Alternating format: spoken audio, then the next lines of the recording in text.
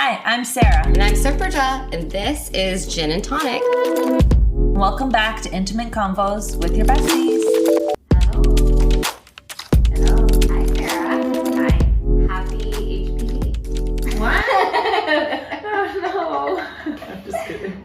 That's what we're talking about today, kids. But before that, Sarah, what drinks did you make us? Limoncello spritz. You impress me every time. I wish I may have thought that. I'm just kidding. I'm just kidding. I'm a confident woman. We just focus in. We just have to live vicariously through you. How was your 4th of July? I went to the beach and it off and on rained. Okay. Real Independence Day moment. I know. But you know what? I think we just all need to reflect on what we're celebrating and who doesn't get to benefit from all those rights that theoretically everybody should have. And I'll stop there. Well, surprisingly, people might be surprised who know me, know that I'm a true patriot on July 4th. Oh. See? Look, she's surprised. Yeah, you know why? Because I started following your sister. What did your other sister. Oh, yeah. She was angry about it? No, she was like, she posted this meme about how New Jersey is the most unpatriotic state in the country. Really? And she's like, literally brings tears to my eyes. I'm so proud of my state. And I was like, I lied. No, I, of course, find some of things that happen in this country so heartbreaking.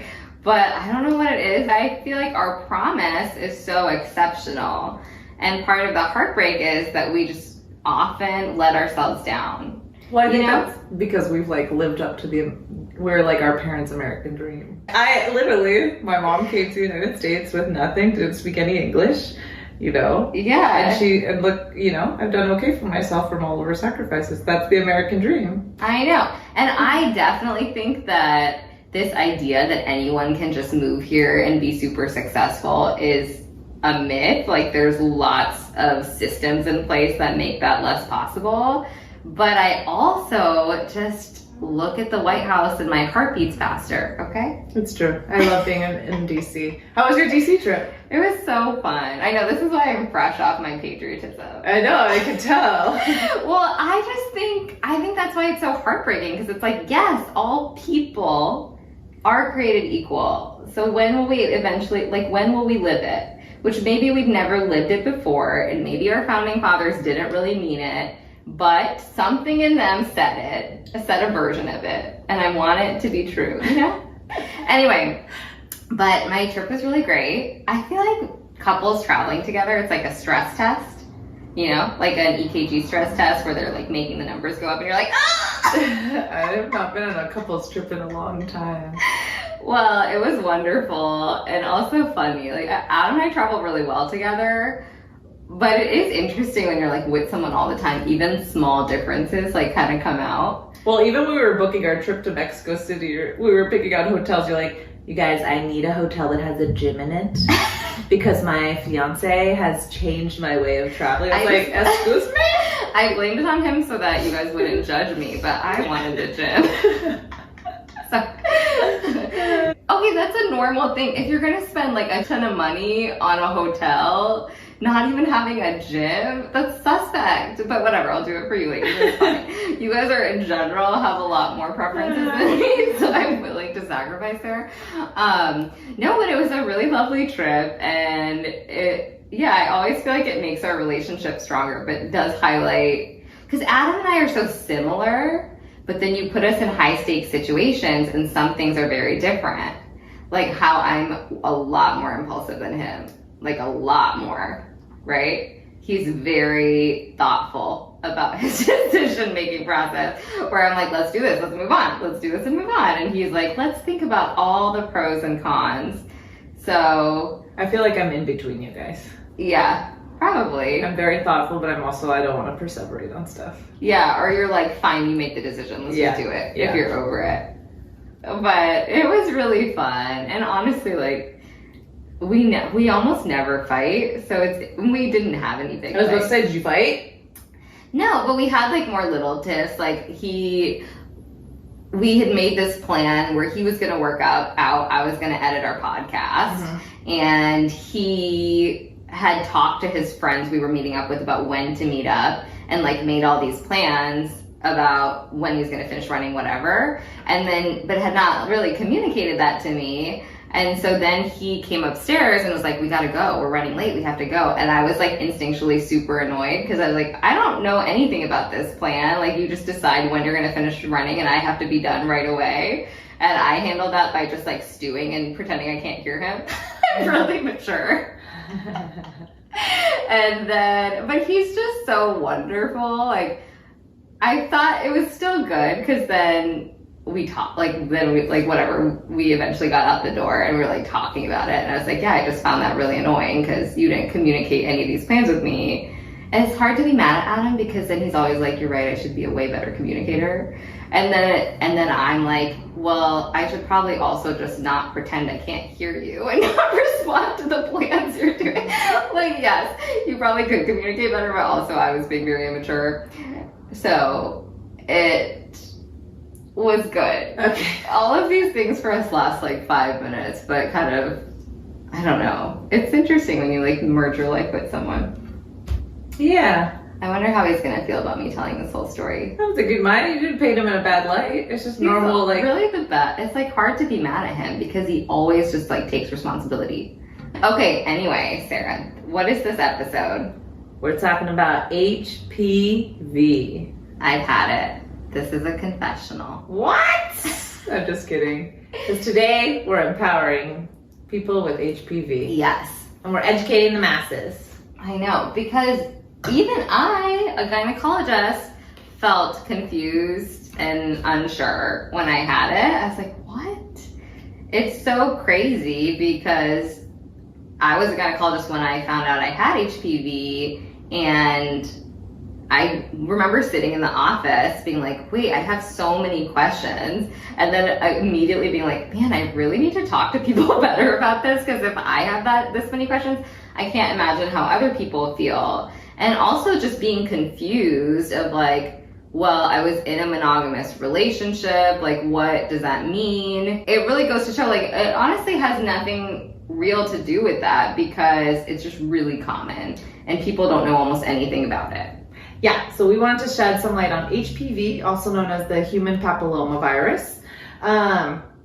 And, you know, I actually just went to a conference where some of like the world experts who study HPV were at, and it was really reassuring that there are still so many questions and people don't always know the answers. Mm-hmm. Like, when should we stop screening? When should we start screening? When do we do pap smears? What should we, you know, so it made me feel reassured that the medicine and the recommendations are always evolving.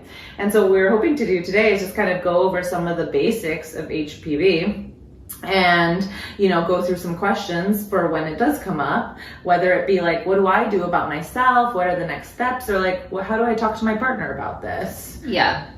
Yeah, so just at a very basic level, HPV is a virus and it affects certain types of tissue. Specifically, it can infect the genitalia, meaning like your cervix, your vulva, your vagina, your anus. Can also affect your mucous membranes in your mouth, like head and neck.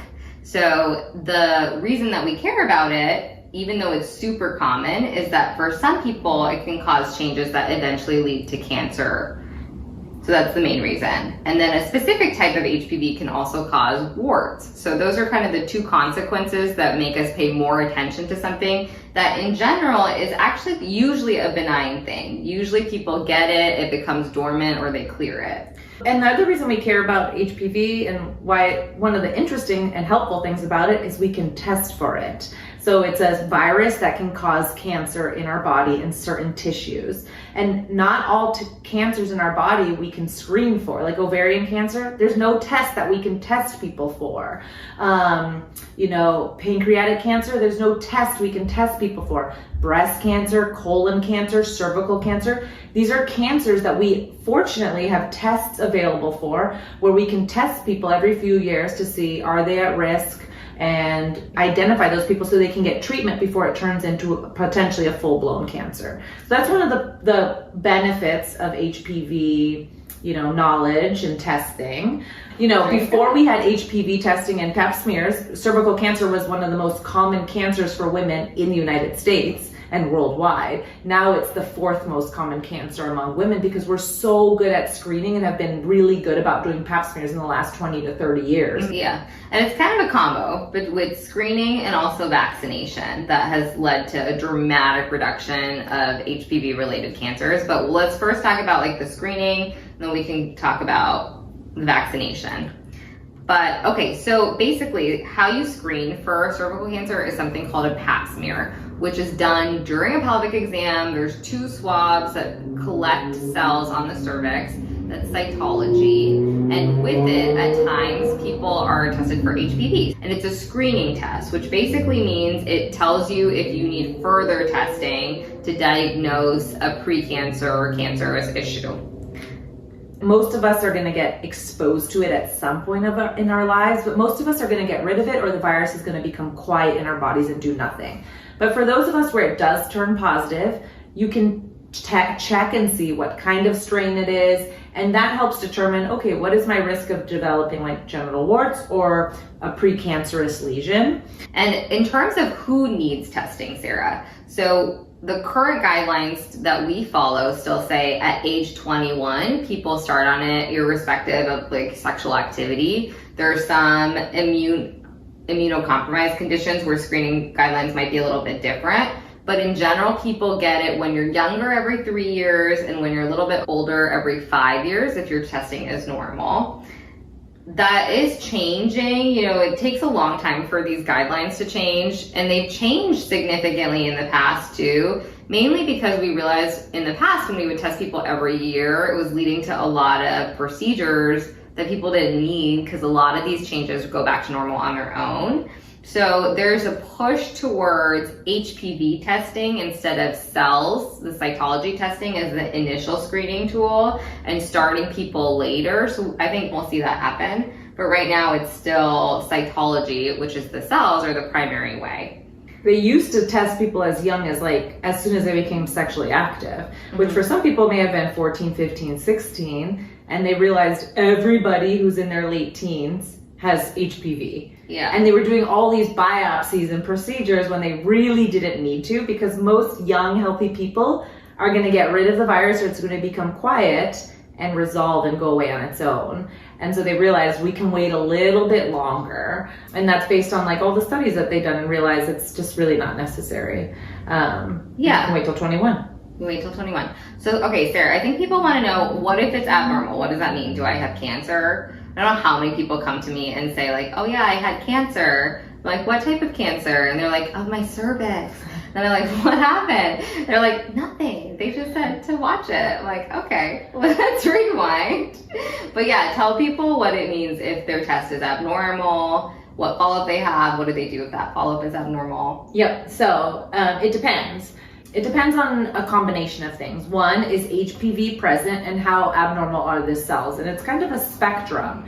The cells are either completely normal looking, sometimes they're atypical looking, but we really don't know what kind of atypical they are. Then the next grade would be their low grade changes, meaning there are changes in the cells, but they look low grade to us, meaning not super worrisome.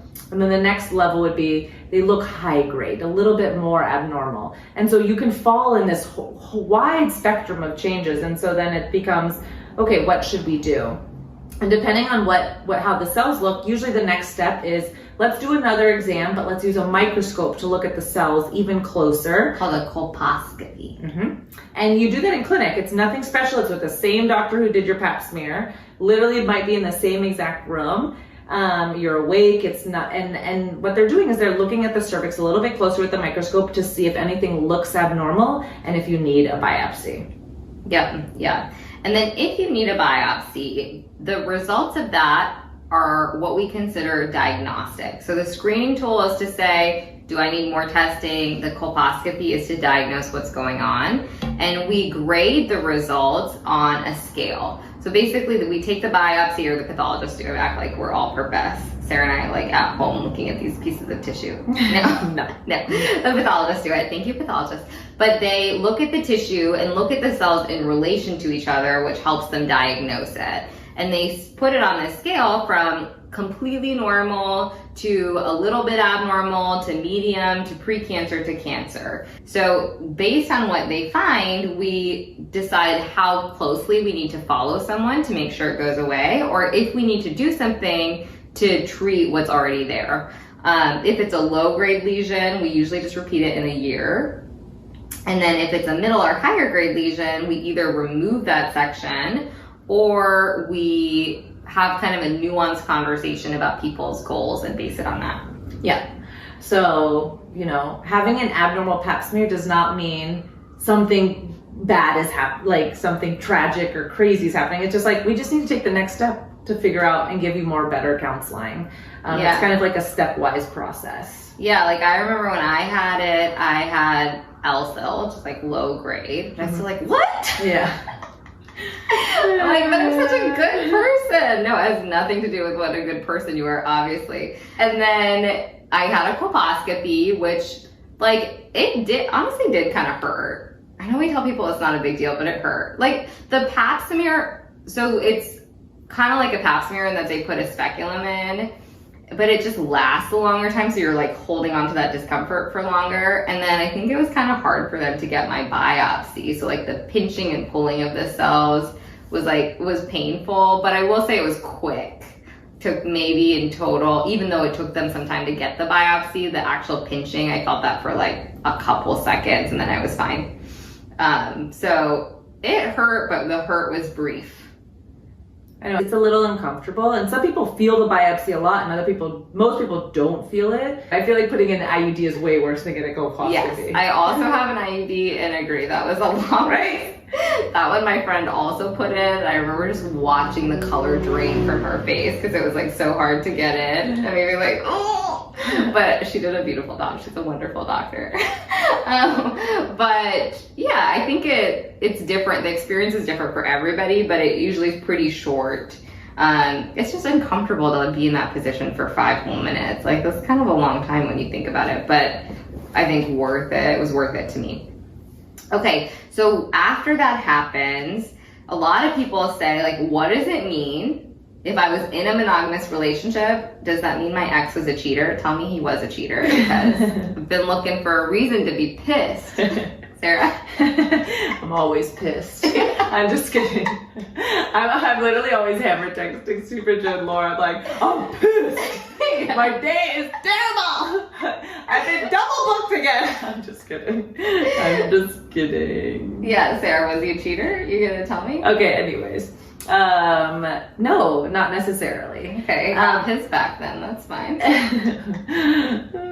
So essentially, it's so hard to know because it's such a tricky virus. And essentially you can get it years ago, it stays quiet, and then it suddenly pops up. So, and the crummy thing is they don't test men for it. We don't screen men. There's no good test to screen men. There's only a way to screen women. Or trans men or non-binary folk, but not cis men. Cis men just get away with everything. No, always. I should have been born a man. Just kidding. I love being a woman. Me too. But yeah, you have no idea. And I think the crummy thing is sometimes I'll have patients who have only been with one partner and they'll be positive for HPV. And then you have people like me who've been with more than one partner. Just kidding. Maria McCain. I mean, rocket. I hope you're not listening to this episode. This is a parental. Should we put a parental advice? Todavía soy un virgen, te juro. Estoy esperando hasta que me caso, te juro. Anyways, it just really doesn't matter. Like, it's so hard to know. And so you may have had one partner and you have the virus. You may have been with multiple partners and you may never get the virus. And so it's really hard to know. And there's no good way to test a partner. Yeah. And I will say my ex was nice about it. Like, he handled it well, whatever. You told your ex, so you told your ex. I told my ex. I think I almost feel like how I did it, I was lucky that he kind of didn't know a lot about medicine and also was just kind of had a like, whatever attitude about everything. Because I feel like the way I did it was not ideal. I think I was just like, oh, guess what I found? Is this the guy you did a music video with? No, are you kidding? He would have freaked out. Okay. Freaked out. But no, this was another ex of mine who is lovely, but he was just like, huh, okay, and then like moved on, which I think if I were to go back, I would have had a conversation differently. Because I think people want to know, like, what do I say? Yeah. And what do I do? Do you have any advice, Sarah? You seem to have a lot of opinions. No, I just feel like it just depends. I feel like I didn't do anything wrong. No one else did anything wrong. No, absolutely. And it's like remembering that when you're having the conversation that like you should not carry the shame that society puts on you. That's not for you to experience. And it's so hard to know. That person may have given you the HPV strain. Yeah. And then you'll never know. Yeah, I think having like evaluating if it's a conversation you really need to have, because it is unclear, like you said, where you got it. Likely the other people have had it or have it too. So there is some negotiating, like, do I need to have this conversation? I think in a monogamous relationship, like, I felt like I should have it just because I didn't want to be thinking about it and I just was like burping because of the alcohol you gave me. Is it GERD? No. But anyway, I felt like I should have it because I was in a monogamous relationship. I just didn't want to be worrying about it and not have the conversation. I think that remembering there's nothing to be ashamed of, and this is super common and just happened because you had sex. Like, so everybody has sex. Like, that's you don't not have to shameful. Have sex. That's the other or thing. you don't have to have sex, Mom. Well, I think that there's nothing shameful about it. I think the other thing to keep in mind is most people are going to clear it or it's going to stay quiet and it's just not going to get picked up. Yeah. Like, may have been positive multiple times in the last 15 years. It just never got picked up. And maybe it'll get picked up on my next pap smear. Yeah. It's just, you can't predict that. And so, so if you're in a monogamous relationship and you've decided it's worth it to tell this person, then I would say, first, give yourself a talking to of like, I have nothing to be ashamed of. Review the information, maybe talk with your doctor, practice the conversation. If you have friends or family you could tell this to, practice the conversation with them. Like, set aside some private time with your partner to talk about it. And I would just rip the Band-Aid off. I would just like say, hey, I had my GYN visit and actually it came back that I had HPV, which is apparently very common. And I would just rip it off. I would just say it. And I think it's good to come in from like a fact of a matter, like perspective, like you don't need to come in like, oh my God, this horrible. No, hey, my pap smear came back abnormal. Looks like I have HPV. I'm gonna have more regular visits with my GYN. It's actually a very common virus that most people get. Unfortunately, men can't get screened for it and we only pick it up in women most of the time. Yeah. That's it. Those are the facts. Yeah, and you can say there's no testing for cis men, but probably if I have it and we're the only partners we have that you've had it too, and would expect that both of us would clear it. And then just, you can offer your partner, like, do you want to have a conversation with my doctor if you have more questions? I think that's helpful. And just a reassurance of like, this is really normal actually is super helpful too. And then, okay, Sarah, what do you do then if you're not in a monogamous relationship? If I'm not in a monogamous relationship in general, I'm using condoms consistently. I feel like I'm being proactive about being safe for myself and for my partner.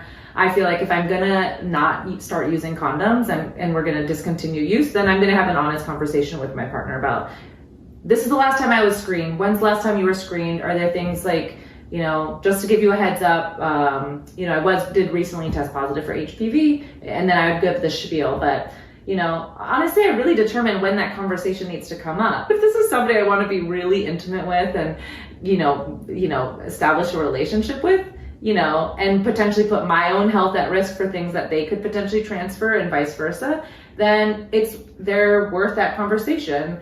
So yeah, I think it really depends on the scenario. So condoms are your friend, and just realizing that no one wants to have these uncomfortable conversations or have to think about this stuff when they're being intimate, but maybe it's a good screener. Like, I've had people react negatively to things like this that I've told them retrospectively. I don't want to be with that person. Like, who doesn't see the big picture in terms of public health and like understand what I'm bringing to the table? So it's uncomfortable to have to include this conversation in your decision making or like decide if it's worth having a conversation before you proceed. But maybe try to frame it as like, actually, this is a positive thing because I'm going to weed out people who are not great people, you know, or at least have like a baseline lack of knowledge that they're not willing to improve.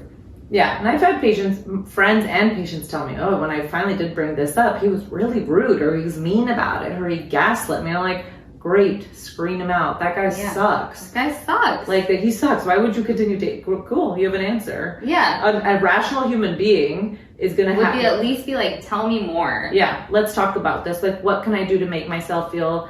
protected, safer, decreases the chances of, getting this, whether it's HPV or something else. And so I think it could be really telling about another person. I agree.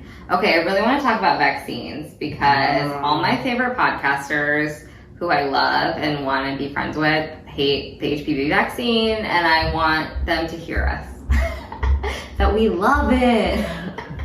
Everybody should get vaccinated. Merck, sponsor us. JK.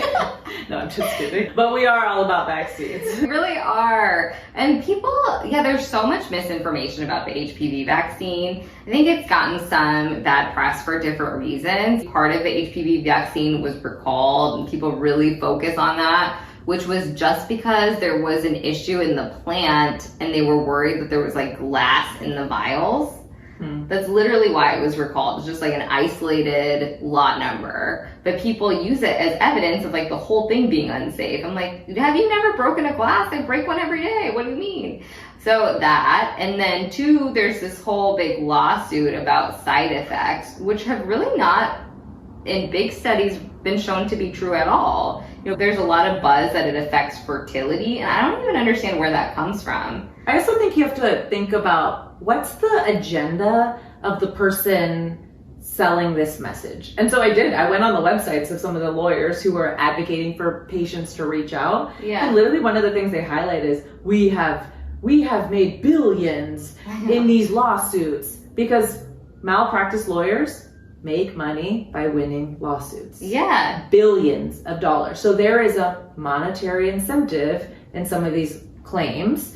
And when you really look at some of the things that, I did look up some of the things that they were claiming. A lot of it was anecdotal. Like in this one case, but you can't actually prove it. Like there's no... And in fact, this has been given to millions of people, and they look retrospectively and there is just no connection. So you almost can disprove it. Like you really can disprove it. They've quoted 135 million doses of this vaccine have been given. I feel like that's then discounting all of the people who get cervical cancer who aren't vaccinated. Like there are major implications to not being vaccinated. And as a society, just like propagating this virus that then causes cervical cancer. And people will be like, well, people get cervical cancer anyway. Sure, but way less people. Of course I want a less chance of getting cervical cancer. And there are actual studies that have looked into, okay, have we actually benefited? And we have.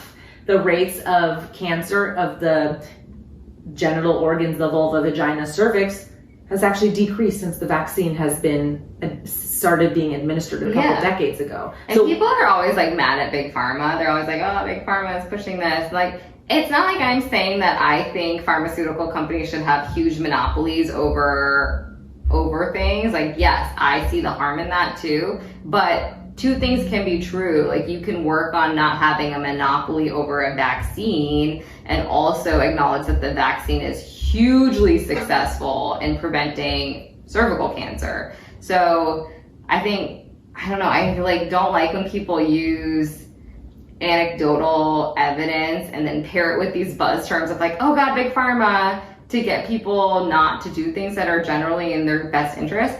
And again, favorite podcasters, if you're listening to this, don't hate me, I love you. And what we mean by anecdotal is like, it's literally like this one person had this one episode, like it's literally a case one time. So versus like these big studies that have been peer reviewed in big journals and actually proven good studies. And when they've like literally listed, what are the common side effects of this vaccine, they're actually quite similar to all the other vaccines that have ever existed. That's not unique necessarily to this specific vaccine. They're actually like common to other vaccines that we all routinely get without hesitance. I feel like just a lot of the stigma that comes with this vaccine is the fact that it is affiliated with people's sexual activity. So like the idea of giving this vaccine to a 12-year-old, you'll get a lot of resistance from parents saying, oh, no, my child doesn't need this. They don't have HPV. Good, that's the point. You gotta give it to people before they've been exposed to the virus, make antibodies, and then when they get exposed to the virus, they've already built an immune response so that they are protected against those 9 strains, which include some of the really high-risk ones that are responsible for the cervical cancers and genital warts, so that they don't get those things. It's going to be more effective in a 12-year-old who's never been exposed to the virus. And also when you're in that age, like 11 to 12, your cervix is literally changing, so that optimizes how effective it's going to be to catch it in that transition. So it also just has to do with your physiology at that time. Okay, but let's go over the basics of the vaccine. So the current vaccine protects against 9 strains. That includes the strains that cause condyloma, as well as several strains that are associated with What's a high condyloma? A wart. Genital warts. A genital wart. Okay. And included, so that as well as the high-risk strains for cancer, some of them. And we kind of alluded to this, but in general, getting it 11 to 26 is really good. For some people, we give it up to the age of 45 in select cases. It's regardless of gender, you should get it. I made my brother get it when he was 17. Yes. Oh, wow. Very proactive, Sarah. Good for you. Proactive in that Sarah was also a teeny bopper. And side effects, like you alluded to, similar to all vaccines, things like you can have pain where you got a needle stuck in your body, swelling, redness, can cause headaches, very rarely things like fainting, those things, again, very rare, really no proven association with fertility. I don't know how many times to say that.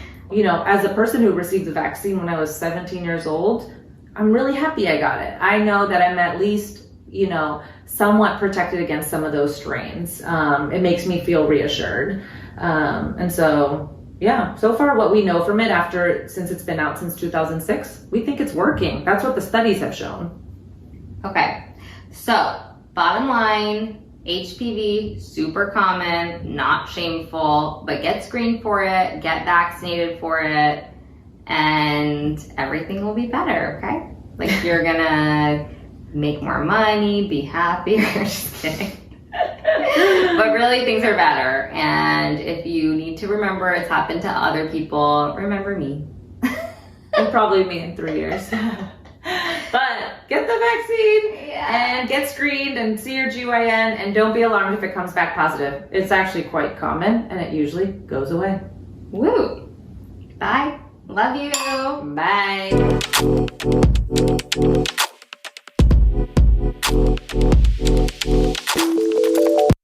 Did you like that?